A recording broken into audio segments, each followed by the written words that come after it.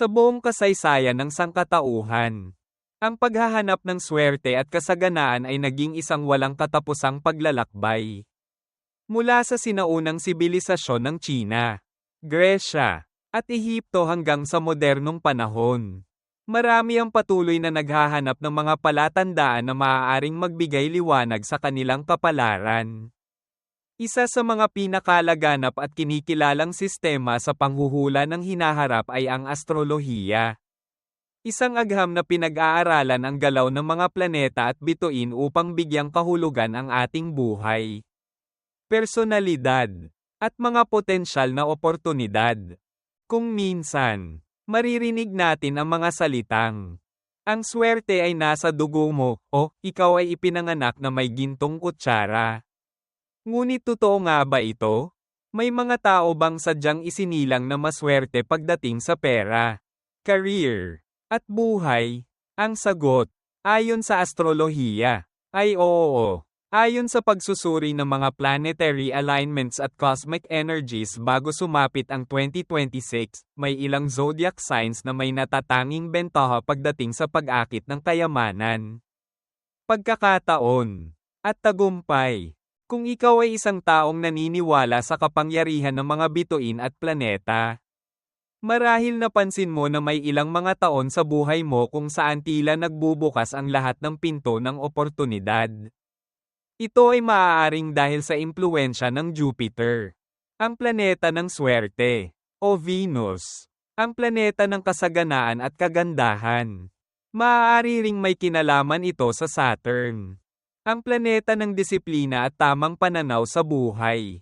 Ngunit anuman ang dahilan, hindi maitatanggi na may ilang zodiac signs na may mas mataas na pagkakataon na makamit ang biglaang pagyaman sa mga darating na taon. Sa artikulong ito, tatalakayin natin ang 4 na pinakamaswerteng zodiac signs bago ang 2026 at kung paano nila maaaring gamitin ang kanilang astrological advantages upang higit pang mapaunlad ang kanilang buhay pinansyal.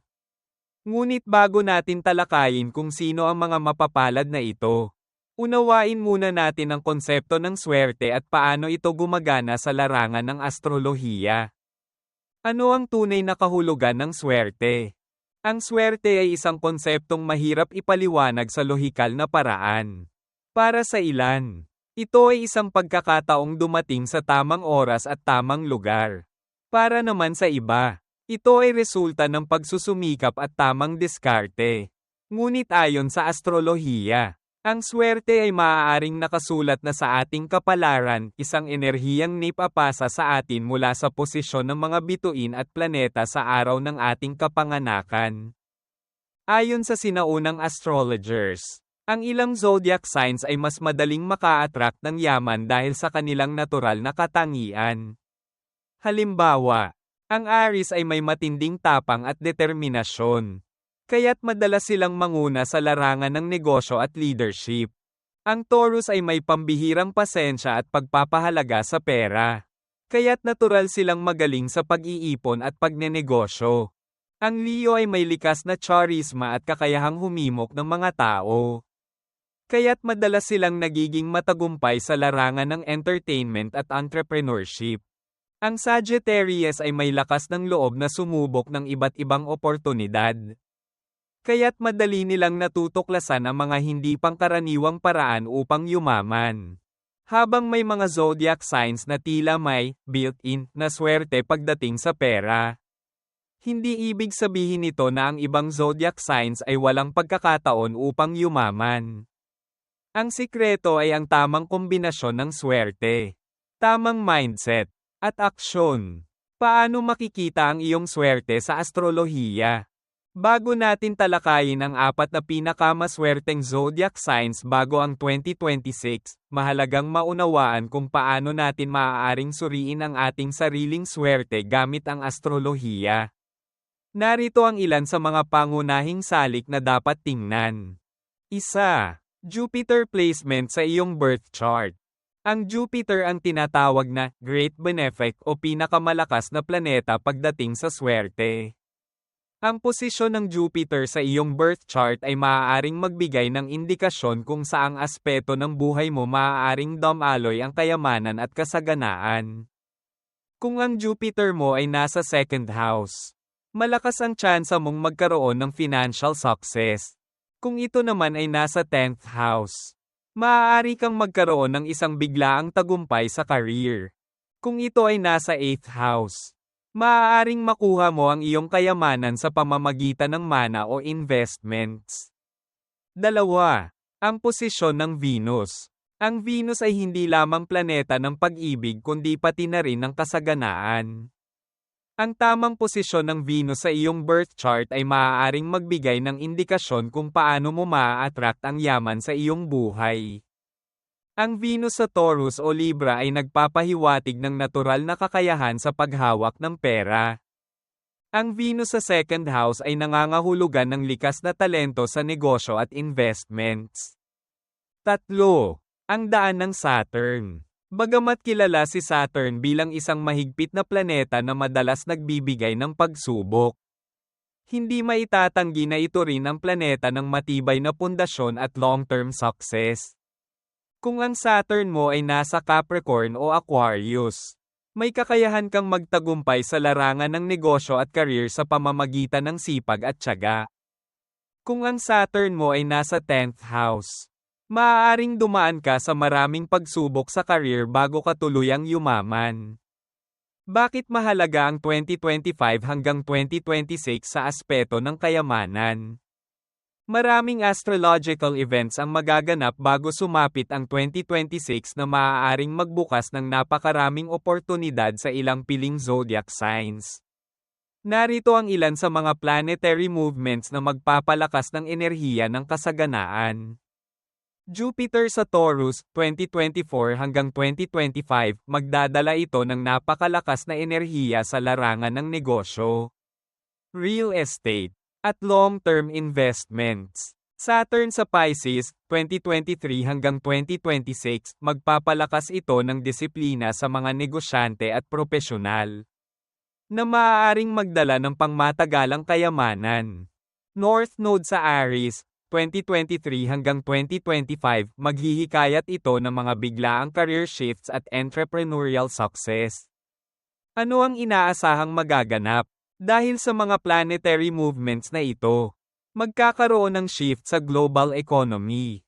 At maraming individual ang makakahanap ng mga bagong paraan upang kumita ng pera.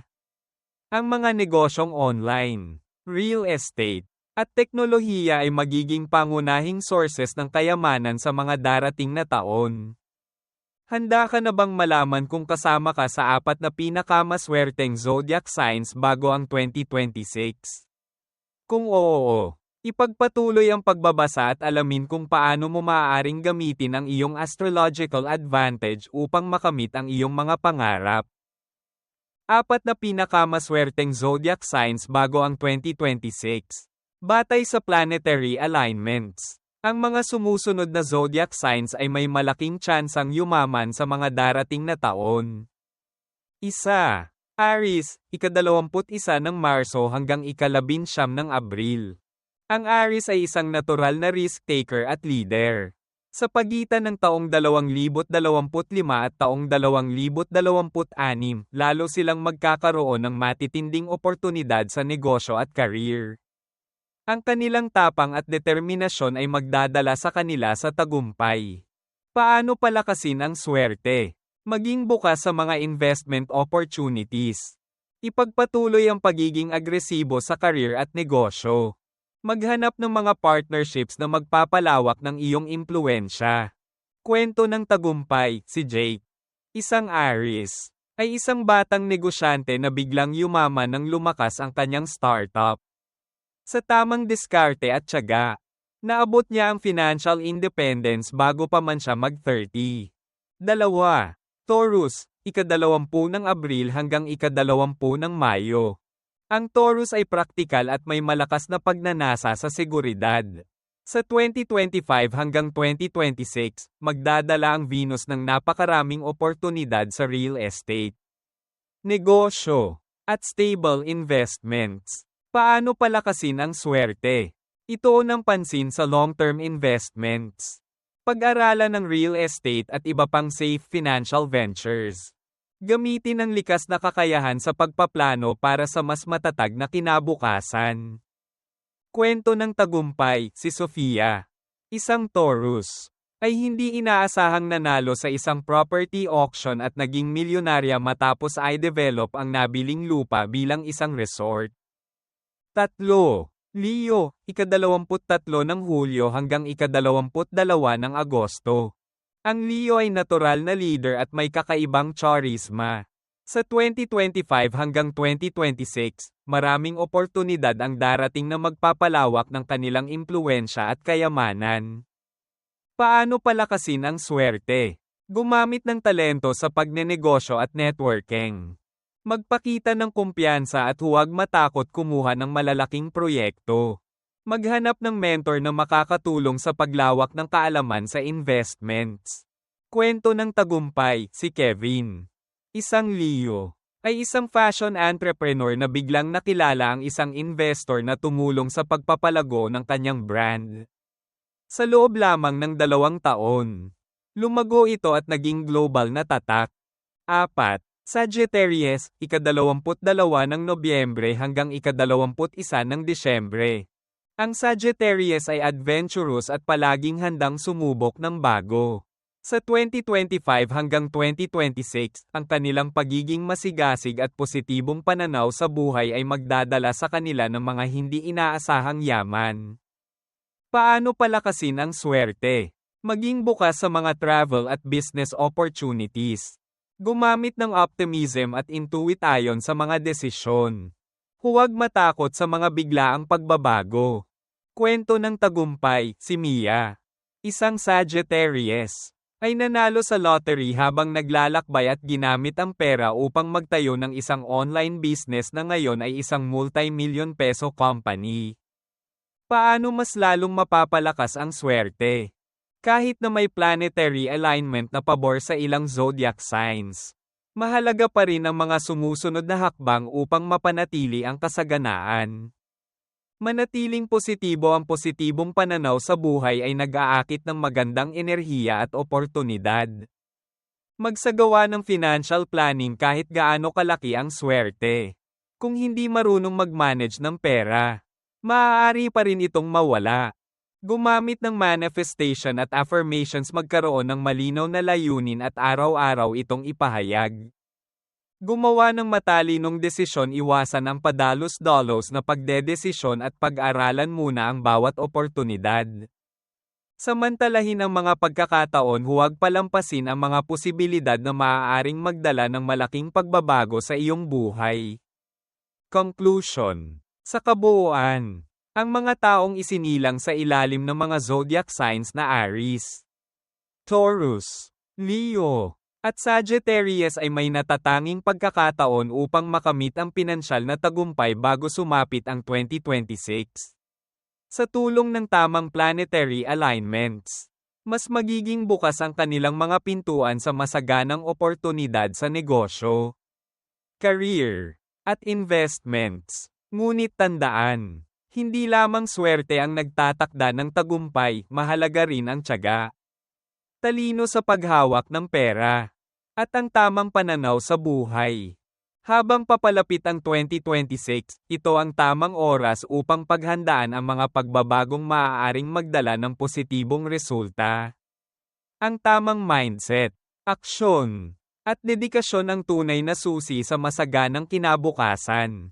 Kaya't huwag sayangin ang mga pagkakataong dumaan, maging bukas sa pagbabago. Magpakasipag, at patuloy na palawakin ang kaalaman sa larangan ng pananalapi at personal na pag-unlad. Para sa higit pang gabay tungkol sa astrolohiya, self-improvement, at pagpapalakas ng swerte sa buhay, siguraduhing sundan ang aming channel, The Road to Tranquility. Dito, patuloy kaming magbabahagi ng mahahalagang impormasyon upang matulungan kang makamit ang iyong mga pangarap at yakapin ang mas maliwanag na hinaharap.